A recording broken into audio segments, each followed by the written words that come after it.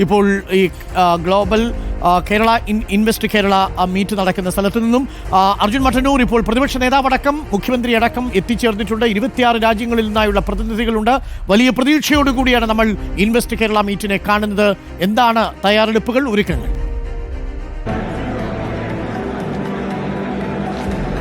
അരുൺകുമാർ, കൂടുതൽ നിക്ഷേപങ്ങൾ കേരളത്തിലേക്ക് എത്തിക്കുക എന്ന ലക്ഷ്യത്തോടു കൂടിയാണ് ഇത്തരമൊരു ഉച്ചകോടി സംഘടിപ്പിക്കുന്നത്. എന്തായാലും ഉച്ചകോടിയുടെ ഉദ്ഘാടനം അല്പസമയത്തിനകം തന്നെ മുഖ്യമന്ത്രി പിണറായി വിജയൻ നിർവഹിക്കും. വ്യവസായ മന്ത്രി പി രാജീവ് അധ്യക്ഷത വഹിക്കും. ഏതാണ്ട് 3000-ഓളം പ്രതിനിധികളാണ് ഈ ഉച്ചകോടിയിൽ പങ്കെടുക്കുന്നത്. വിദേശ പ്രതിനിധികളടക്കം ഉച്ചകോടിയിൽ പങ്കെടുക്കുന്നുണ്ട്. 2 ദിവസം നീണ്ടു നിൽക്കുന്ന ഉച്ചകോടിയാണ്. ഏതാണ്ട് 30ഓളം സെഷനുകളുണ്ട്. ഇതിൽ വിവിധ വ്യവസായ സാധ്യതകൾ, അതോടൊപ്പം തന്നെ അത്തരത്തിലുള്ള സാധ്യതകളൊക്കെ തന്നെ ഈ അവതരിപ്പിക്കും. അതിൽ പരമാവധി ഇത്തരത്തിൽ ഈ വ്യവസായങ്ങളൊക്കെ തന്നെ, ഇത്തരം നിക്ഷേപങ്ങളൊക്കെ തന്നെ കേരളത്തിലേക്ക് എത്തിക്കാൻ കഴിയും എന്നൊരു പ്രതീക്ഷയാണ് വ്യവസായ മന്ത്രി അടക്കം പങ്കുവെക്കുന്നത്. എന്തായാലും 2 ദിവസം നീണ്ടു നിൽക്കുന്ന ഉച്ചകോടിയാണ്. നേരത്തെ തന്നെ ഈ ഈസ് ഓഫ് ഡൂയിങ് ബിസിനസ്സിൽ കേരളം ടോപ്പ് അച്ചീവർ അംഗീകാരം നേടാനുള്ള പ്രധാന നീക്കം കൂടിയാണ് ഈ ഉച്ചകോടി. മാത്രവുമല്ല, ഇത്തവണയും ഇത്തരത്തിൽ ആ നേട്ടം കൈവരിക്കാൻ കഴിയുമെന്ന പ്രതീക്ഷയിൽ തന്നെയാണ് വ്യവസായ വകുപ്പ് ഉള്ളത്. എന്തായാലും കൊച്ചിയിലാണ് ഇത്തരമൊരു ഉച്ചകോടി സംഘടിപ്പിക്കുന്നത്. നിരവധി 6 വിദേശ രാജ്യങ്ങളിൽ ഉൾപ്പെടെയുള്ള പ്രതിനിധികൾ പങ്കെടുക്കുന്നുണ്ട്. UAE ധനമന്ത്രി, ബഹ്റിൻ വ്യവസായ മന്ത്രി ഒക്കെ തന്നെ ഈ ഉച്ചകോടിയിൽ പങ്കെടുക്കുന്നുണ്ട്.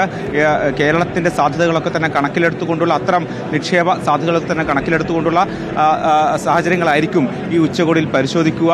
ഇതിൽ നേരിട്ട് ധാരണാപത്രം ഒപ്പിടുക എന്നതിനപ്പുറത്തേക്ക് ഇത്തരത്തിൽ താല്പര്യപത്രങ്ങളടക്കം സ്വീകരിക്കും. അതിനുശേഷം അതിൽ ഇതൊരു ഘട്ടം മാത്രമാണ് എന്നാണ് വ്യവസായ മന്ത്രി പറഞ്ഞത്.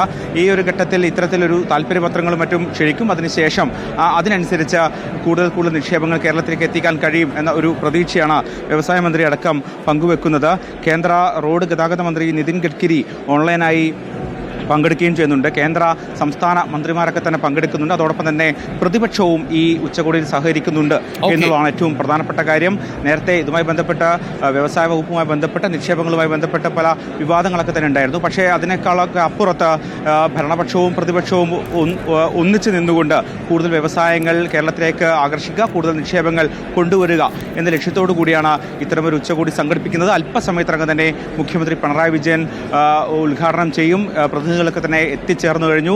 കൊച്ചിയിലെ ബോൾഗാട്ടി പാലസിലാണ് ഈ പരിപാടി സംഘടിപ്പിക്കുന്നത്. എന്തായാലും അല്പസമയത്തിനകം തന്നെ ഉച്ചകോടിക്ക് തുടക്കമാകും. അരുൺകുമാർ, സംരംഭക വർഷം യാഥാർത്ഥ്യമാക്കിക്കൊണ്ട് ലോകം കേരളത്തിലേക്ക് വരുന്നു എന്നുള്ളതാണ് ഏറ്റവും പ്രധാനപ്പെട്ട കാര്യം. അങ്ങനെ കേരളത്തെ ഷോക്കേസ് ചെയ്യാനുള്ളൊരു അവസരം കൂടിയാണ്. 3000-ഓളം പേരാണ് ഇപ്പോൾ പങ്കെടുക്കുന്നത്. 5000-ൽ തന്നെ രജിസ്ട്രേഷൻ അവസാനിപ്പിക്കേണ്ടി വരുന്ന സാഹചര്യമുണ്ടായി. 26ഓളം രാജ്യങ്ങളിൽ നിന്നുള്ള നയതന്ത്ര പ്രതിനിധിമാരും വിവിധ കമ്പനികളുടെ സിഇഒമാരെ പ്രതിനിധീകരിച്ചെത്തുന്നവരും ചേർന്നാണ് ഈ ഇൻവെസ്റ്റ് കേരള മീറ്റിൽ ഇപ്പോൾ വിവിധ വിഷയങ്ങളിൽ ചർച്ചകൾ നടത്തുകയും ഒപ്പം തന്നെ നിക്ഷേപ സാധ്യതകൾ പരിശോധിക്കുകയും ചെയ്തത്. ഇപ്പോൾ കേന്ദ്രമന്ത്രി പീയൂഷ് ഗോയൽ കൂടി എത്തിയിട്ടുണ്ട്. തത്സമയ ദൃശ്യങ്ങളാണ് പ്രേക്ഷകർ ഇപ്പോൾ കാണുന്നത്. നേരത്തെ മുഖ്യമന്ത്രിയും ഒപ്പം തന്നെ പ്രതിപക്ഷ നേതാവും എത്തിയിട്ടുണ്ട് വേദിയിൽ. അല്പസമയത്തിനും ചടങ്ങുകൾ ആരംഭിക്കും. കേരളത്തിൻ്റെ വികസനത്തെ ഷോക്കേസ് ചെയ്യാൻ, കേരളത്തെ നിക്ഷേപ സൗഹൃദമാക്കി മാറ്റാൻ, കേരളത്തിലേക്ക് നിക്ഷേപങ്ങൾ സ്വീകരിക്കാനുള്ള നീക്കത്തിൻ്റെ ഭാഗമായിട്ടാണ് ഈ ഇൻവെസ്റ്റ് കേരള ഗ്ലോബൽ മീറ്റ് ഇപ്പോൾ സംഘടിപ്പിച്ചിരിക്കുന്നത്. ഇപ്പോൾ പ്രേക്ഷകർക്ക് കാണാം. വ്യവസായ വകുപ്പ് മന്ത്രി, യൂണിയൻ മന്ത്രിക്കൊപ്പം ഇപ്പോൾ വേദിയിലേക്ക് പോകുന്നതിൻ്റെ ദൃശ്യങ്ങളാണ് പ്രേക്ഷകർ ഇപ്പോൾ കാണുന്നത്. അങ്ങനെ ഇൻവെസ്റ്റ് കേരള മീറ്റിന് തുടക്കമാവുകയാണ്. പ്രിയപ്പെട്ട പ്രേക്ഷകരെ, ലോകം കേരളത്തിലേക്ക് ഇനി കൺതുറക്കണം. കേരളത്തെ ലോകത്തിന് മുന്നിൽ അവതരിപ്പിക്കണം. ഏറ്റവും മികച്ച കാലാവസ്ഥയുള്ള, ഏറ്റവും മികച്ച മനുഷ്യവിഭവശേഷിയുള്ള, ടാലൻറ്റ് പൂളുള്ള, ഏറ്റവും അനുകൂലമായ സാഹചര്യങ്ങളുള്ള കേരളത്തിൽ ഇനി വ്യവസായത്തിനും സംരംഭങ്ങൾക്കും സർക്കാരിൻ്റെയോ ഏതെങ്കിലും തരത്തിലുള്ള സംഘടനകളുടെയോ നിലപാടുകൾ തടസ്സമാവില്ല. എല്ലാം പൂർണ്ണമായും നിക്ഷേപ സൗഹൃദമാക്കാൻ വേണ്ടി സർക്കാർ അകമഴിഞ്ഞ് കൈയയച്ച് സഹായിക്കുകയാണ്. ഒപ്പം പ്രതിപക്ഷത്തിൻ്റെ കൂടി പൂർണ്ണ പിന്തുണയുണ്ട്. പ്രേക്ഷകർ ഇപ്പോൾ കാണുന്ന ദൃശ്യങ്ങൾ ഇൻവെസ്റ്റ് കേരള മീറ്റിൽ നിന്നുള്ള തത്സമയ ദൃശ്യങ്ങളാണ്. ഹയാത്തിൽ നിന്നുള്ള ദൃശ്യങ്ങളാണ് പ്രേക്ഷകർ ഇപ്പോൾ കാണുന്നത്. ഇപ്പോൾ കേന്ദ്ര വ്യവസായ വകുപ്പ് മന്ത്രി കൂടി ഇപ്പോൾ വേദിയിലേക്ക് എത്തിച്ചേരുകയാണ്. ട്രേഡ് കൊമേഴ്സ് മിനിസ്റ്റർ പീയൂഷ് ഗോയലുണ്ട്. ഒപ്പം തന്നെ സംസ്ഥാന മുഖ്യമന്ത്രിയുണ്ട്, പ്രതിപക്ഷ നേതാവുണ്ട്, പ്രമുഖരെല്ലാവരും തന്നെ 26 രാജ്യങ്ങളിൽ നിന്നുള്ള വ്യവസായ പ്രമുഖന്മാരും ചർച്ചയിൽ പങ്കെടുക്കുന്നുണ്ട്. 2 ദിവസത്തെ ഇൻവെസ്റ്റേഴ്സ് മീറ്റിൽ ആഗോള നിക്ഷേപ ഉച്ചകോടിയിൽ വലിയ പ്രാധാന്യത്തോടു കൂടിയാണ് കേരളം ഉറ്റുനോക്കുന്നത്. വിവിധ വ്യവസായ സംഘടനകളുടെ സഹകരണത്തോടുകൂടി സംസ്ഥാന സർക്കാർ മുൻകൈയെടുത്ത് സംഘടിപ്പിക്കുന്ന ഉച്ചകോടിയിൽ ആർട്ടിഫിഷ്യൽ ഇന്റലിജൻസും റോബോട്ടിക്സും എയ്റോസ്പേസ് ആൻഡ് ഡിഫൻസും ലോജിസ്റ്റിക്സും മാരിടൈം ആൻഡ് പാക്കേജിങ്ങും ഫാർമ മെഡിക്കൽ ഉപകരണങ്ങൾ തുടങ്ങി നിരവധി കാര്യങ്ങളാണ് ഉണ്ടാവുക. വാണിജ്യ മന്ത്രി പീയൂഷ് ഗോയൽ, നൈപുണ്യ വികസന മന്ത്രി ജയന്ത് ചൗധരി എന്നിവർ കേന്ദ്ര മന്ത്രിമാരായി ഇപ്പോൾ വേദിയിൽ എത്തിച്ചേർന്നിട്ടുണ്ട്. ഇപ്പോൾ നമ്മൾ കണ്ടത് വാണിജ്യമന്ത്രി പീയൂഷ് ഗോയലിനെയാണ്. ഉപരിതല ഗതാഗത മന്ത്രി നിതിൻ ഗഡ്കരി ഓൺലൈനായിട്ട് ചേരും അല്പസമയത്തിനുള്ളിൽ. വ്യവസായ കയർ നിയമമന്ത്രി പി രാജീവിൻ്റെ അധ്യക്ഷതയിലാണ് പരിപാടികൾ നടക്കുക. മുഖ്യമന്ത്രി സ്ഥലത്ത് എത്തിയിട്ടുണ്ട്. ഒപ്പം തന്നെ പ്രതിപക്ഷ നേതാവുമുണ്ട് എന്നുള്ളതാണ്. വിവിധ രാജ്യങ്ങളിൽ നിന്ന് 26 രാജ്യങ്ങളിൽ നിന്നുള്ള പ്രതിനിധികളും ഇൻവെസ്റ്റ് കേരള മീറ്റിൽ പങ്കെടുക്കാനായി എത്തിച്ചേർന്നിട്ടുണ്ട്. കേരളത്തെ വ്യവസായ നിക്ഷേപ സൗഹൃദമായ സംസ്ഥാനമാക്കി മാറ്റുക എന്നതാണ് ഈ ഇൻവെസ്റ്റ് കേരള മീറ്റിൻ്റെ ഒരു പ്രധാനപ്പെട്ട ഉദ്ദേശം. നമുക്കിപ്പം അർജുൻ മട്ടന്നൂർ ചേരുന്നുണ്ട്. അർജുൻ മട്ടന്നൂർ, നേരത്തെ മന്ത്രി പറഞ്ഞത് വലിയ ആത്മവിശ്വാസത്തോടു കൂടി പറഞ്ഞത് കേരളം കുതിക്കാൻ പോവുകയാണ്. അതിൻ്റെ ആത്മവിശ്വാസമാണ് നമ്മളിപ്പോൾ പ്രകടിപ്പിച്ചിരിക്കുന്നത്. അതിൻ്റെ ഒരു സൂചകമാണ് വിവിധ വിഷയങ്ങളിലായി ഇപ്പോൾ സംഘടിപ്പിക്കുന്ന ഈ വിവിധ സെഷനുകളിലായി സംഘടിപ്പിക്കുന്ന ഈ നിക്ഷേപ സംഗമത്തിലെ പ്രധാനപ്പെട്ട ചർച്ചകൾ എന്നുള്ളത്. ഏറ്റവും പ്രധാനമായിട്ടുള്ളത് കേന്ദ്രവും സംസ്ഥാനവും ഭരണപക്ഷവും പ്രതിപക്ഷവും കൈകോർത്തുകൊണ്ടാണ് കേരളത്തെ ലോകത്തിനു മുന്നിൽ പ്രദർശിപ്പിക്കാൻ പോകുന്നത് എന്നതല്ലേ അർജുൻ മട്ടന്നൂർ? അനിൽകുമാർ, അതുതന്നെയാണ്. കേന്ദ്ര സർക്കാരിൻ്റെ പിന്തുണയുണ്ട്. ഒപ്പം സംസ്ഥാന സർക്കാർ, പ്രതിപക്ഷവും വ്യവസായികളും അത്തരത്തിൽ അന്താരാഷ്ട്ര തലത്തിലുള്ള വ്യവസായികളൊക്കെ തന്നെ ഒത്തുചേർന്നുകൊണ്ട് അത്തരത്തിലുള്ള ഒരു വലിയ നിക്ഷേപ സംഗമമാണ് ഇവിടെ നടത്തുന്നത്.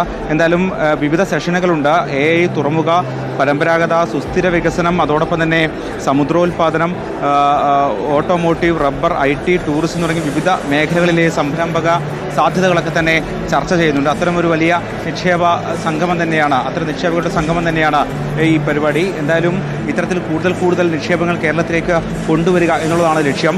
ഇതിൽ വിവിധ സെഷനുകളിൽ പരമാവധി സാധ്യതകൾ, സാഹചര്യങ്ങളൊക്കെ തന്നെ ചർച്ച ചെയ്യും. അതിനുശേഷം ഇത്തരത്തിൽ ഈ വ്യവസായികൾക്ക് തന്നെ ഇവിടെ നിക്ഷേപം നടത്താനുള്ള ഒരു സാഹചര്യമുണ്ടോ എന്ന് പരിശോധിക്കും. അത്തരത്തിൽ അനുകൂലമായ സാഹചര്യമുണ്ടെങ്കിൽ അതുമായി ബന്ധപ്പെട്ട് സംരംഭങ്ങളുമായി ബന്ധപ്പെട്ട നിക്ഷേപങ്ങളുമായി ബന്ധപ്പെട്ട് മുന്നോട്ട് പോവുക എന്നുള്ളതാണ് വ്യവസായ വകുപ്പിൻ്റെ തീരുമാനം. അതിനുവേണ്ടി ഇത്തരത്തിൽ മറ്റ് സാങ്കേതികമായ നടപടിക്രമങ്ങൾ പരമാവധി ലഘൂകരിച്ചു കൊടുക്കുക എന്നൊരു ലക്ഷ്യം കൂടി ഈ ഉച്ചകോടിക്കുണ്ട്. അത്തരത്തിൽ ഈ ഒരു ഉച്ചകോടി ഒരു നിർണായകമാകാൻ ഏറെ സാധ്യതയുണ്ട്. അതിനുശേഷം ഈ ഉച്ചകോടിക്ക് ശേഷം ഇതുമായി ബന്ധപ്പെട്ട സാധ്യതകളുള്ള സംരംഭങ്ങളൊക്കെ തന്നെ മുന്നോട്ട് കൊണ്ടുപോകാൻ കഴിയും. അത്തരത്തിലൊരു വലിയ കരാറിലേക്ക് ഈ ഘട്ടത്തിൽ പോകാൻ സാധ്യതയില്ല. പക്ഷേ ഇത്തരത്തിലുള്ള താല്പര്യപത്രങ്ങളും മറ്റും ക്ഷണിച്ചുകൊണ്ട് അതിനുശേഷം ധാരണാപത്രത്തിലേക്ക് കടക്കുന്ന ചർച്ചകളിലേക്ക് പോവുകയാണ് ലക്ഷ്യം. എന്തായാലും ആദ്യഘട്ടത്തിൽ ഇത്തരമൊരു ചർച്ചയാണ് സംഘടിപ്പിക്കുന്നത്. ഇതിൽ പരമാവധി സാധ്യതകൾ, പ്രതിസന്ധികളൊക്കെ തന്നെ ചർച്ച ചെയ്യും. അതിനുശേഷമായിരിക്കും ഇത്തരത്തിൽ ഒരു ധാരണാപത്രത്തിലേക്കും മറ്റും പോവുക. എന്തായാലും പരമാവധി സംരംഭങ്ങൾ ഇവിടെ തുടങ്ങുക, പരമാവധി നിക്ഷേപങ്ങൾ കൊണ്ടുവരിക എന്നുള്ളതാണ് ഏറ്റവും പ്രധാനപ്പെട്ട ലക്ഷ്യം.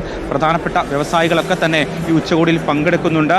അത്തരത്തിൽ കേരളത്തിനകത്തും പുറത്തും, ഇന്ത്യക്ക് അകത്തും പുറത്തുമുള്ള നിക്ഷേപകർ, വ്യവസായികളൊക്കെ തന്നെ ഈ ഒരു ഉച്ചകോടിയിൽ പങ്കെടുക്കുന്നുണ്ട്. അവർക്ക് കേരളത്തിലെ സാധ്യതകൾ, അതോടൊപ്പം തന്നെ അവർ നേരിടുന്ന പ്രതിസന്ധികളൊക്കെ, വെല്ലുവിളികളൊക്കെ തന്നെ ഈ ഒരു ഉച്ചകോടിയിൽ അവർക്ക് ചർച്ച ചെയ്യാം. ഇത്തരത്തിൽ ഓരോ മേഖല തിരിച്ച് ഏതൊക്കെയാണ് കേരളത്തിന് അനുകൂലമായ സാഹചര്യങ്ങൾ എന്ന് നോക്കിക്കൊണ്ട് ഓരോ മേഖലകൾ തിരിച്ചുകൊണ്ട് തന്നെ അത്തരത്തിലുള്ള ചർച്ചകൾ സംഘടിപ്പിക്കും. ആ ചർച്ചകൾക്ക് ശേഷം ഈ നിക്ഷേപകരെ ഇങ്ങോട്ടേക്ക് ആകർഷിക്കാനുള്ള ചർച്ചകളുണ്ടാകും. അതിനുശേഷമായിരിക്കും ഈ താല്പര്യപത്രങ്ങളടക്കം സ്വീകരിക്കുക. ശരി, നമുക്ക് തിരിച്ചു വരാം.